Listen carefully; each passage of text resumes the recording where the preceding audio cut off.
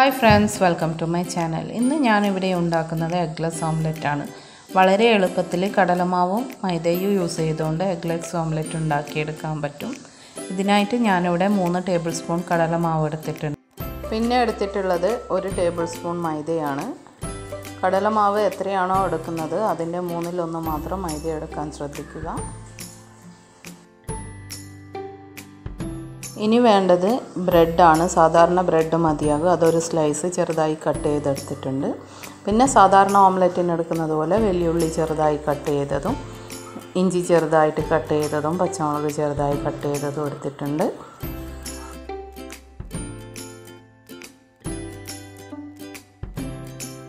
കടലമാവ് ഒരു കുഴിവുള്ള പാത്രത്തിൽ ഇട്ടതിന് ശേഷം നേരത്തെ എടുത്തു വെച്ച 1 ടേബിൾ സ്പൂൺ മൈദ ഇതിലേക്ക് ചേർക്കുക.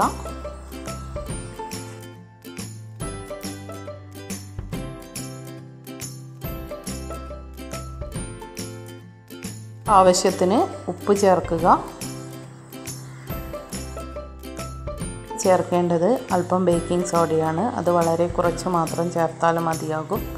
ഇതൊക്കെ ചേർത്ത് ആവശ്യത്തിന് വെള്ളം ഒഴിച്ച് നന്നായി മിക്സ് ചെയ്തെടുക്കുക. കട്ടയില്ലാതെ മിക്സ് ചെയ്തെടുക്കാൻ ശ്രദ്ധിക്കുക. വെള്ളം അല്പാൽപമായി ഒഴിച്ച് മിക്സ് ചെയ്തെടുത്താൽ മതിയാകും.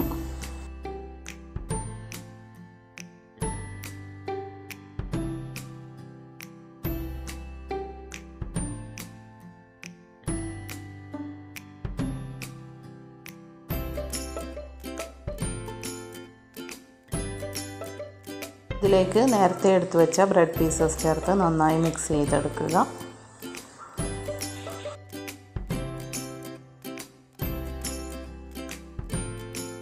ചേർക്കേണ്ടത് വെജിറ്റബിൾസ് ആണ്. നേരത്തെ മുറിച്ച് വെച്ച വലിയുള്ളിയും പച്ചമുളകും ഇഞ്ചിയും ഇതിലേക്ക് ചേർക്കുക.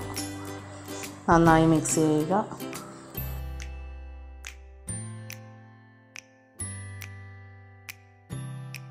ഇപ്പോൾ വെജിറ്റബിൾ ഓംലെറ്റിനുള്ള ബാറ്റർ റെഡി ആയിട്ടുണ്ട്. ഒരു 20 മിനിറ്റ്സിന് ശേഷം ഓംലെറ്റ് റെഡിയാക്കാം.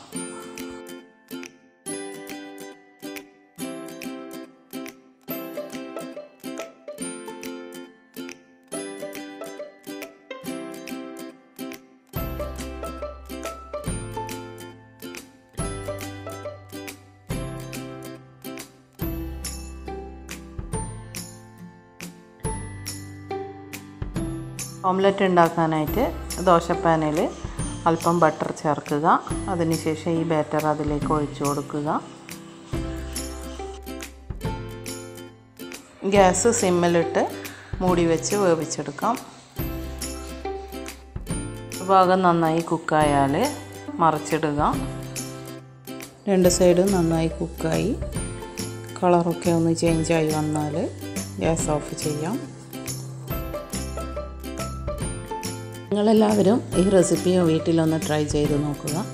പിന്നെ എൻ്റെ ചാനൽ ആദ്യമായിട്ട് കാണുന്നവരാണെങ്കിൽ സബ്സ്ക്രൈബ് ചെയ്തൊന്ന് സപ്പോർട്ട് ചെയ്യുക.